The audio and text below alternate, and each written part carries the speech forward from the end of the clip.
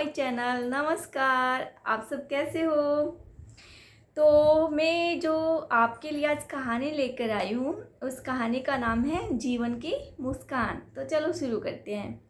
एक बार एक लड़की और उनके पिताजी शहर के सबसे बड़े होटल में खाना खाने जाते हैं। अब वो जो उनके पिताजी है उनको देखकर ऐसा लग रहा था, मतलब उनके कपड़े बिल्कुल फटे बुरी हालत में थे, वो ज़्यादा अमीर नहीं थे, ऐसा उनको देखकर लग रहा था। जब वो होटल में खाना खाने के लिए जाते हैं तो एक टेबल पे जाके बैठ जाते हैं। जैसे ही वेटर आता है उनसे पूछता है कि हाँ जी सर, आपको क्या चाहिए।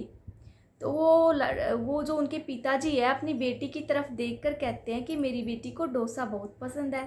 मैंने इनसे वादा किया था, अगर ये 10वीं में अच्छे मार्क्स लेगी तो मैं इनको शहर के सबसे बड़े होटल में खाना खिलाऊंगा।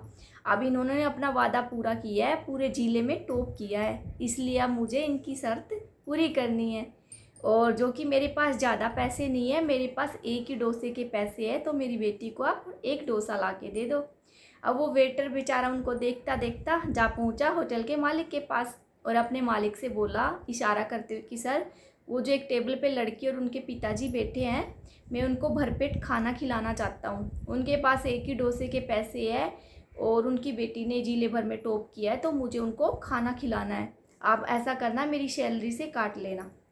तो ये देखकर होटल का मालिक भी सोचने लगा, ऐसा मतलब पहले तो हैरान हुआ कि एक पिता जिनके पास पैसे नहीं हैं अपनी बेटी की खुशी के लिए शहर के सबसे बड़े होटल में आए हैं, और दूसरा ये लड़का जिसके घर का गुजारा बड़ी मुश्किल से इसकी सैलरी से होता है, ये दूसरे की खुशी के लिए सैलरी भी कटवाने के लिए तैयार है। ये लोग इतना परोपकार कमा रहे हैं तो मैं क्यों ना कमा लूँ। यही वो निस्वार्थ भाव से सोचता है ऐसा। तो उसने अनाउंस किया कि ऐसा करो, इस लड़की की जो जीत है, सेलिब्रेशन है, हम खुद सेलिब्रेट करेंगे इसकी खुशी को होटल की तरफ से। तो एक टेबल वगैरह सजाई जाती है बिल्कुल प्रॉपर तरीके से, और उस लड़की की जो खुशी है वो सेलिब्रेट की जाती है वहाँ पे जितने भी उपस्थित कस्टमर थे उन सभी के साथ।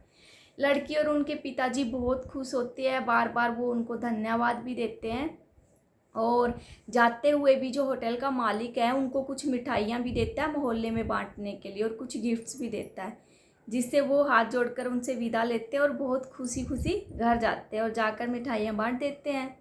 अब ऐसे ही दिन से महीने, महीनों से कई साल गुजर जाते हैं। वो लड़की आईएएस का एग्ज़ाम पास करके कलेक्टर बन जाती है, और वो कलेक्टर है जो उनकी ड्यूटी भी आ जाती है उसी डिस्ट्रिक्ट में। एक दिन वो जो कलेक्टर साहिबा है अपने सिपाही को भेजती है कि जाओ उस होटल में जाओ और वहाँ के ओनर को जाके बोलो कि कलेक्टर साहिबा आपके यहाँ पे ब्रेकफास्ट करने आएगी। अब वो जो होटल का मालिक है सुनकर बहुत खुश होता है, और फिर मतलब ये बात सुनकर वहाँ पे जितने भी लोग हैं, उस दिन खूब कस्टमर आते हैं, खूब भीड़ लगती है कि कलेक्टर साहिबा आएगी। अगले ही दिन वो कलेक्टर साहिबा अपने मम्मी पापा के साथ एक बड़ी सी गाड़ी में आ पहुंचती है। उसके लिए एक स्पेशल टेबल सजाई जाती है। तो जब वो टेबल पे आके बैठती है तो होटल का मालिक खुद आता है पूछने के लिए कि हाँ जी मैडम, आपको क्या चाहिए खाने में। वो लड़की खड़ी होकर उनके सामने नतमस्तक होकर कहती है, उन वेटर के और ओनर के सामने कहती है कि आपने शायद मुझे पहचाना नहीं, मैं वही लड़की हूँ जिसकी खुशी को उस दिन आपने सेलिब्रेट किया था, जिसको इतना सम्मान दिया था। शायद मैं आज जो कुछ हूँ आपके सम्मान की वजह से ही हूँ, आपने मेरे और मेरा पिताजी का बहुत सम्मान किया था। तो ये सुनकर जो है वो दोनों वेटर और ओनर बहुत खुश होते हैं, और वो कहते हैं हाँ, कल सुबह आप दोनों को सर्वोत्तम नागरिक का, सर्वश्रेष्ठ नागरिक का सम्मान भी दिया जाएगा। अब देखो उनकी निस्वार्थ भाव से किया गया था वो काम। अब वो इतने खुश होते हैं दोनों, और उनकी जीत के जश्न को मनाते हैं। फिर वो लड़की कहती है कि उस दिन आपने मेरी खुशी को सेलिब्रेट किया था, मनाया था, आज जितने भी यहाँ पे कस्टमर हैं इन सभी को मेरी तरफ से मैं ट्रीट देती हूँ, और होटल का जो भी बिल आएगा वो मैं पे करती हूँ। इस तरह से उनकी खुशी को फिर से सेलिब्रेट किया जाता है। तो दोस्तों, ऐसा ही हम सबको करना चाहिए। देखो, उन वेटर ने और उस ओनर ने बिना किसी निस्वार्थ भाव से उनकी सेवा की, उनको खाना खिलाया, उनको थोड़ा सा सम्मान दिया। उस सम्मान से उस लड़की का मोटिवेशन बढ़ा और वो एक अच्छे पद पे जा बैठी। इसीलिए जो भी कभी कोई गरीब है उसका मजाक मत उड़ाओ, हो सके तो अपनी तरफ से उसके सम्मान करो उसका, उसको कुछ ना कुछ जो हेल्प आप दे सकते हो वो आप दो, उसके प्रतिभा की कदर करो, ना कि अमीर गरीब के का चक्कर में पड़ो। अमीर गरीब के भेदभाव को छोड़कर उसके प्रतिभा की कदर करो और उसे आगे बढ़ने में मदद करो।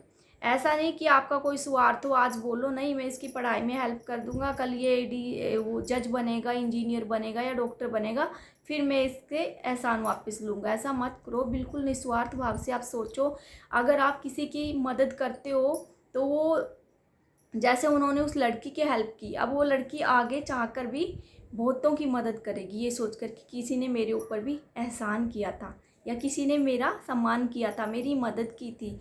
इसीलिए ये फीलिंग आती है अंदर से, और वो भी अग्रेसिव होते हैं कि हाँ मुझे भी किसी की मदद करनी चाहिए। इसीलिए आगे आपको कोई भी ऐसा दिखे जो नीडी हो, जो एक्चुअल में जिसमें टैलेंट हो, पर उनके पास फाइनेंशियली कंडीशन ज़्यादा अच्छी ना हो, जितना आप चाहते हो, जितना आपसे बन सकता है उतने उनकी मदद कीजिए, ताकि वो भी आगे बढ़ पाए और अपने टैलेंट, अपने प्रतिभा के दम पर जो मुकाम वो हासिल कर सकता है वो करे और आपको ज़िंदगी भर धन्यवाद दे। तो मेरी आपसे यही अपील है, जितना हो सके अपने आस पड़ोस में देखें और उनकी हेल्प के लिए हमेशा आगे आएँ। तो आज के लिए बस इतना ही। धन्यवाद। कल फिर मिलते हैं एक नई कहानी के साथ।